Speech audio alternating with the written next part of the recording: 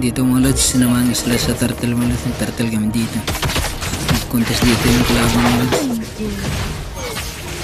Tinarget ako dito mga lods. Nagtik ako dito. Pati lang nakuha ko yung turtle dito mga lods.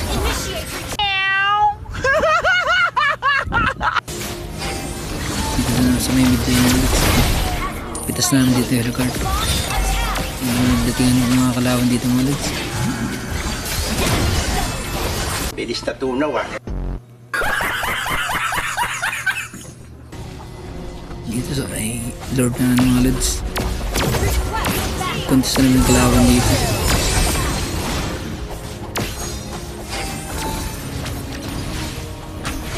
Pero dito makukuha namin dito yung lord mga lods.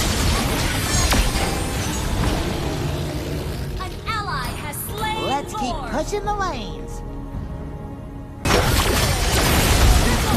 Sinabayan na namin doon mga lods. Tapos namin dito yung tatlo. Nabibutas pa namin dito yung isang mga lods. Isa lang natira sa kanila mga lods. Hindi na madedip.